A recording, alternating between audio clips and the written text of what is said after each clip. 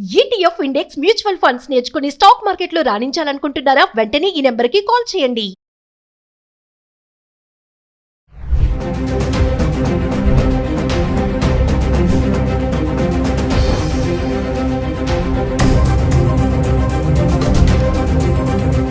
నమస్తే, welcome back to Suman TV. ప్రస్తుతం మనతో పాటు ఉన్నారు analyst, TEDx speaker, legendary award winner in real estate doctor Nandi Rameshwar Rao గారు. సార్తో మాట్లాడదాం. నమస్తే సార్. సార్, ట్రంప్ మనం చాలా వీడియోస్ చేస్తూనే ఉన్నాం. ఇప్పుడు రీసెంట్గా చూసుకుంటే H1B వీసా రూల్స్లో మార్పులు చేర్పులు జరుగుతున్నాయి. ఇంకా డిపెండెంట్ వీసా ఎవరైతే ఉన్నారో వాళ్ళకి కొంచెం టెన్షన్ అని చెప్పేసి అంటున్నారు. డిపెండెంట్ వీసా ఉన్న వాళ్ళు మరి రెన్యువల్ చేసుకుంటే చేసుకోకపోయినా వచ్చే ప్రమాదాలు ఏముంటాయి అంటారు? ఒకసారి ట్రంప్ వచ్చిన దగ్గర నుండి చాలా మందికి గుండెల్లో రైలు పడరు. ఇంతవరకు ఇండియాకి పరిగెట్టి ఇప్పుడు అమెరికా వరకు కూడా పరిగెడతారు. ఎందుకంటే ఆయన ప్రెసిడెంట్ అయ్యి దాదాపు 2 నెలలు hours, I think 20 correct 2 months అనుకుంటా. 21 ఇవాళ 21 కదా. So 2 months correct time set అయింది. ఈ 2 months లో కొన్ని అలజడులు బాగా క్రియేట్ చేశాడు. ఏంటంటే మనం చెప్పుకుంటూ వచ్చి ఒకసారి రిపీట్ చేయడానికి, బర్త్ టూరిజం మార్చాడు, వీసా ప్రొసీజర్ మార్చాడు, లాటరీ సిస్టమ్ మార్చాడు, పార్ట్ టైం జాబ్స్ మార్చారు, ఇల్లీగల్ అది మాత్రం పాజిటివ్ గా తీసాడు. ఆ పాయింట్ వరకు ఇల్లీగల్ ఇమిగ్రెంట్స్ ని తీసేయడం కరెక్ట్. ఎందుకంటే ఆయన ఓట్లు గెలిచిందే ఆ పేరు చెప్పి చేశారు. మేము ఇల్లీగల్ బయట వాళ్ళని పంపించేస్తాం, ఎవరైతే క్వాలిఫైడ్ కదా, ఎవరైతే స్కిల్డ్ లేరో వాళ్ళని పంపించేస్తాం, ఆ ఓట్లో ముందే చెప్పాడు ఆయన. సో అది ఆయన కంట్రీ కోసం ఆయన స్వార్థం ఉన్నట్టు తప్పలేదు.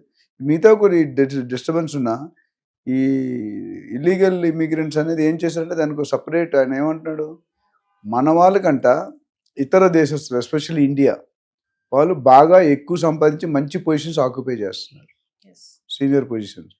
బిజినెస్లో కూడా కన్సల్టెంట్స్ కూడా మన దగ్గర మన వాళ్ళు ఎక్కువ అరేంజ్ చేయారు. రెస్టారెంట్స్ కానీ, హోటల్స్ కానీ, మిగతా హాస్పిటల్స్ కానీ, ఇంజనీరింగ్ ఇన్స్టిట్యూట్ కానీ, అందరూ కూడా అమెరికన్స్ కంటే మనం బాగా పోయింది. Because our IQ level is very good compare to other literacy in India.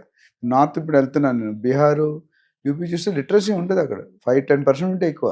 మనం 90% లిటరసీ ఉంది యాక్చువల్గా విలేజ్లు బట్టి తీస్తే. నేను ఒక డిఎల్ఎఫ్ అనే కంపెనీ లాంగ్ వే ఒక క్యాప్షన్ పెట్టేది, every 4th engineer from America is from India, in America is from India. Every 4th engineer from India is from south, every 4th engineer from south is United UP and AP and Telangana. అది మన history. అంటే ఇంజనీర్కి అంత respect. అట్లనే doctor. ఈ విధంగా చూసుకుంటే Trump గారు ఏమంటారంటే, ఎంతవరకు మన ఇండియాని ఎంచుకోవడం కారణం, ఇండియా కానీ, చైనా కానీ, మెక్సికో కానీ, పనామా ఇవన్నీ కూడా ఎందుకు, our labour cost is very cheap. $10 $15 గంటిస్తే పని చేస్తాం. అదే పని సేమ్ వర్క్ $50 ఇవ్వాలి కంట్రీ. అంటే $50 వర్సెస్ $10, 40 అంటే 80% సేవింగ్ మనకు జాబ్ ఇచ్చిన్నారు. కానీ అక్కడ ఏమైందంటే ఈ ఫేక్ సర్టిఫికెట్స్, కన్సల్టెన్సీ ద్వారా మ్యానిపులేటింగ్, డబ్బులు ఇచ్చి వెళ్ళడం, గ్యామ్లింగ్, ఇవన్నిటిలో అవుట్పుట్ పడిపోతుంది. అక్కడ వాళ్ళు కూడా ఎఫిషియన్సీ పడిపోయి, ఇప్పుడు మంచి యాంకర్లు అయితే సుమన్ టీవీకి వ్యూస్ రావు కదా. వ్యూస్ రానప్పుడు మీకు రెవెన్యూ ఉండదు. రెవెన్యూ అయితే మీరు తీసేయాలనుకుంటారు. అదే మీరు మంచిగా చేస్తుంటే మీకు ఇంకా అప్రిషియేట్ చేసి ప్రమోషన్ ఇచ్చి ఇంక్రిమెంట్ ఇస్తారు. అక్కడ కూడా అదేమందంటే ఈ బయటకు వచ్చింది. దాంతోపాటు మన ఎలాన్ మస్క్ మెయిన్ రీజన్, ఆయన ఉన్న వాళ్ళందరూ H1B వీసాల్లోనే ఉన్నారు. ఆయనకి పవర్స్ ఇచ్చిన తర్వాత మామూలు ఏమీ లేకుండా ఆయన ఇరగొడతారు, చింపేస్తాడు మొత్తం. పవర్ డోజ్ అనే డిపార్ట్మెంట్ మొత్తం ఆయన చేతిలో ఉంది. రామస్వామి పక్కకి వెళ్ళిపోయాడు, వేరే గవర్నర్ ఏదో దానికి పంపించారు. సో ఈయన ఇప్పుడు ఈయన ఏం చెప్తే తానా అంటే తందానా అనాలి ట్రంప్. ఎందుకంటే ఈయన ఎలక్షన్, ఈయన క్యాంపెయిన్ వల్లే ఆయన పెరిగాడు. సో అక్కడ ఇద్దరికి కొద్దిగా వచ్చి క్లాష్ అనే కాంప్రమైజ్ అవుతున్నారు. ఇప్పుడు ఎలాన్ మస్క్ ఏం చేస్తున్నాడు, ఆయన బిజినెస్ ఎస్టాబ్లిష్ అవ్వాలి, ఆయన ప్రకారం ఆయన లాస్ కొన్ని ఉన్నాయి, ట్రంప్ లాస్ కొన్ని ఉన్నాయి, వీళ్ళిద్దరు కలిసి కామన్ లాస్ కొన్ని ఉన్నాయి. ఇప్పుడు ఏమవుతుందంటే డిపెండెన్సీలో జనరల్గా అంత ముందు ఏమైందంటే, తల్లి తండ్రి అక్కడ ఉండి పిల్లలు అక్కడ పుడితే 21 years వరకు డిపెండ్ ఉంటాడు. తర్వాత స్టూడెంట్ వీసా వచ్చేస్తుంది. స్టూడెంట్ వీసా వస్తే ఇంటర్నేషనల్ కెరియర్ స్టార్ట్ అవుతుంది. దాని తర్వాత అక్కడ సెటిల్ అయ్యే అవకాశం. ఇప్పుడు ఏమన్నా పుట్టిన పిల్లలకి అసలు సిటిజన్షిప్ లేదు, గ్రీన్ కార్డు కానీ ఇవన్నీ ఇవ్వరు. మరి వాళ్ళు ఎక్కడికి వెళ్ళాలంటే తల్లిదండ్రుల నుంచి పిల్లలు అక్కడ పంపించాలా. అది అయిపోయినట్టుంది, February 20 వరకు ఏదో డేట్ ఉంటుంది కదా. కోర్టులోనే ఉంది సార్, ఇంకా ఆర్డర్ రాలేదు. అంత ఈజీ కాదు అది. ఎందుకంటే 150 years బట్టి ఉన్న లాని ఒక్కసారి కదిలించడం అంత ఈజీ కాదు. అంటే ఈవో సైన్ చేస్తాడు executive order, but EO sign చేసిన ఆర్డర్లన్నీ అమలుపరచాలని ఎక్కడ లేదు. ఎందుకంటే సెనేట్ ఉంటుంది, వాళ్ళకి గవర్నర్ క్యాబినెట్ ఉంటుంది, మనకి ఎట్లయితే ఇక్కడ క్యాబినెట్ ఆమోదించారు అక్కడ కూడా ఆమోదిస్తేనే లేదా బ్యాక్ టు పెవిలియన్ వస్తుంది. బట్ ఇప్పుడు యాజ్ ఆఫ్ నో హోల్డ్లో ఉంది. అంటే ఇవ్వనని చెప్పట్లేదు, ఇస్తానని చెప్పట్లేదు. సరే, ఇంకో విషయం ఏంటంటే H1B వీసాకి ఇలాంటి మార్పులు చేర్పులు చేయడం వల్ల అమెరికన్స్ చాలా ఇబ్బంది పడుతున్నారు అనేది ఒక విమర్శ అయితే నడుస్తుంది. దీన్ని ఎలా చూడొచ్చు అంటారు? ఒకటి ఫ్యాక్ట్గా చెప్పాలంటే మన వాళ్ళు బయట వాళ్ళు ఎక్కువ వచ్చి ఆక్యుపై చేసి వాళ్ళకి జాబ్స్ లేవనేది ఆల్రెడీ అంత ముందు ఉంది. ఇప్పుడు నేను అమెరికన్స్ కూడా కొన్ని రూల్స్ పెడుతున్నాను. ఆ రూల్స్ వల్ల ఇప్పుడు బోత్ సైడ్స్ క్రికెట్లో డబుల్ స్పిన్ అటాక్ అంటాయి. రెండు పక్కల స్పిన్ అంటే ఒకసారి రన్ రావు, వికెట్లు పడిపోతాయి, క్లోజ్ ఫీల్డింగ్ పెట్టి. ఇప్పుడు ఏమైంది, ఫస్ట్ ఒకటే ఉండేది, ఇప్పుడు రెండోది ఏంటంటే మనకి ఏమేంటి కండిషన్ వాళ్ళు కూడా కొంతమందికి అప్లై అవుతున్నాయి. అప్లై అయినప్పుడు they are not very happy. ఈయన అసలు ఎందుకు ప్రెసిడెంట్ అయ్యాడు? ప్రెసిడెంట్ గారు ట్రంప్ గారి ఉద్దేశం ఏంటంటే అమెరికాలో ఒక రూల్ ఏంటంటే any president can become for 2 terms. మన నరేంద్ర మోడీ 6 సార్లు 3 సార్లు సీఎం, 3 సార్లు, అక్కడ అలాగ ఉండదు. Only maximum George Bush, Bill Clinton, Barack Obama అందరూ కూడా 2 times, 3 times లేదు. అయితే ఇక్కడ ఈయన రికార్డ్ బ్రేక్ చేసినట్టు ట్రంప్ మధ్యలో ఓడిపోయాడు, ఇప్పుడు ఇచ్చాడు. తర్వాత ఇంకా అది రాదు, ప్లస్ ఏజ్ కూడా అయిపోతుంది, 82 years అవుతాడు. సో నేను మళ్ళీ ప్రెసిడెంట్ అవ్వాలను, నేను ప్రెసిడెంట్గా దిగిపోయే ముందు హిస్టరీని రీరైట్ చేస్తాను, అందుకనే 150 సంవత్సరాల చరిత్ర గల పాలసీని నేను మార్చానంటే చరిత్రలో ఉండిపోతాడు. చాలామంది నేను ఒకసారి చెప్తుంటాను మీటింగ్స్లో, మీరు చదువుకున్న స్కూల్కి కానీ కాలేజీకి కానీ మీరు ఎప్పుడైతే చీఫ్ గెస్ట్కి వెళ్తారో ఆ రోజు మీరు ఆనందంగా ఉంటారు. మీరు జేడి లక్ష్మీనారాయణ చెప్తారు, ఇది IPS ఆఫీసర్, మీరు ఆటోగ్రాఫ్ అడగడం కాదు, మీ ఆటోగ్రాఫ్ అడగాలి. మీరు జనంలో ఒక మెంబర్గా ఉండకూడదు, మీరే రీజన్ అయ్యి జనాలు మీకోసం రావాలి. ఈ పాయింట్ చూసుకుంటే చాలా ఇంపార్టెంట్. అంటే లైఫ్లో ఏదో సాధించినట్టు. మన స్కూల్కి మన చీఫ్ గెస్ట్ అంత అదృష్టం, ఎంతమంది వెళ్తారు? కమింగ్ బ్యాక్ ఏంటంటే ఈయన ట్యాక్స్లు ఇంపోజ్ చేస్తాడు ఇండియన్ గవర్నమెంట్. ఇండియా వాళ్ళు చేస్తాం కాబట్టి మేము కూడా పెడతాం, వీలైతే 100% పెడతాం. అంటే బయటికి బాయ్ అయినా లాన్ ఉన్న యుద్ధాలు జరుగుతూనే ఉన్నాయి. కనిపించిన మహాభారతం యుద్ధాలు ఉంటుంది కదా, అట్లా కురుక్షేత్రం అట్లా ఉన్నదన్నమాట.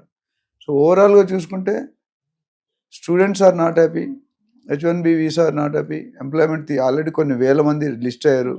లాస్ట్ టైం 18,000 కొంతమంది వచ్చేసారు, ఇంకా కొంతమంది వస్తున్నారు. రానున్న రోజుల్లో లాస్ట్ టైం మాట్లాడుకున్న 54 లక్షల్లో 18 లక్షలు ఇల్లీగల్ ఇమిగ్రెంట్స్, చదువు లేకుండా, స్కిల్ లేకుండా, నాలెడ్జ్ లేకుండా, ఫేక్ సర్టిఫికేట్స్ పెట్టి. అది చేయకూడదు. నాకు ఇప్పుడు ఇండియా కూడా ఒప్పుకుంది తీసుకోండి, ఎందుకంటే జెన్యూన్ రీజన్ చెప్తున్నాడు ఆయన. ఆయన కొద్ది క్రాక్, కొద్ది నాటి అయినా ఆయన దేశం కోసం ఆయన కష్టపడంలో ఎటువంటి తప్పు లేదు. అయితే ఈయన తీసుకున్న యుఎస్లో ఎకానమీ బట్టి మిగతా కంట్రీల ఎకానమీ డిపెండ్ అయి ఉంటుంది.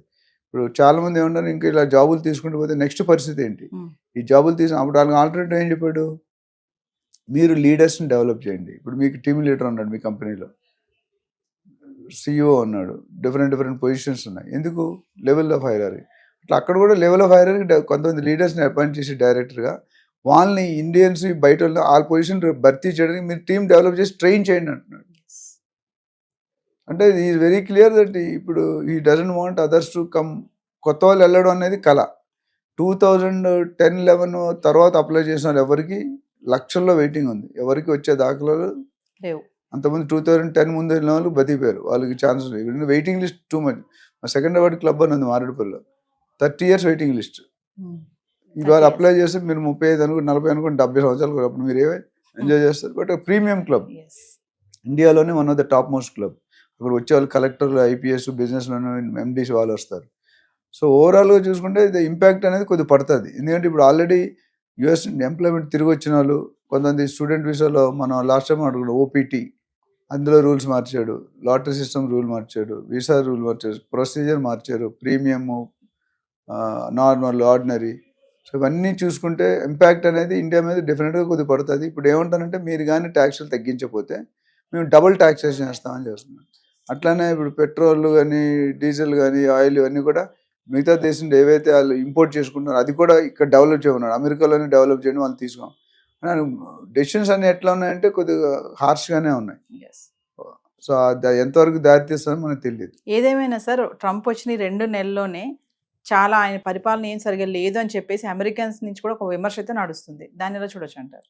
ఇప్పుడు అది నేను 100% అగ్రీ అవును. ఒక గవర్నమెంట్ వచ్చినప్పుడు అపోజిషన్ ఎన్నైనా చెప్తారు. ఇప్పుడు మీ ఛానల్సే కొన్ని ఉన్నాయి, పేర్లు చెప్పాం. కొన్ని ఛానల్స్ బీజేపీకి సపోర్ట్ చేస్తాయి, కొన్ని ఛానల్స్ కాంగ్రెస్ సపోర్ట్ చేస్తాయి, కొన్ని ఛానల్ వైసీపీ, ఏదో ఉన్నాయి. సో ఫర్ ప్రో అండ్ రెండు పక్కల వయసు వరుస ఉంది. కొంత అయితే మార్కెట్లో నడుస్తుంది వాస్తవమే, బట్ కొన్ని మంచి పనులు ఎవరు చెప్పట్లేదు కదా, ఓన్లీ చెడ్డ పనులు చదువు. అమెరికా అంటే ఇంతవరకు ఇతర దేశాల మీద యాక్షన్ తీసుకున్నాడు, ఇప్పుడు ఏంది అమెరికన్స్ మీద కూడా యాక్షన్ బౌన్స్ బ్యాక్ అవుతున్నారు. సో దానివల్ల it's not a good sign. But maybe నీకు తెలిసి ఒక 6-7 నెలలు పరిస్థితి అయితే అటైనా వెళ్తుంది, లేదా ఇటైనా వెళ్తుంది. ఇటు వెళ్తే బాగుపడతారు, అటు వెళ్తే కొద్దిగా లేకపోతే. You have to wait and watch. Thank you sir. Thank you.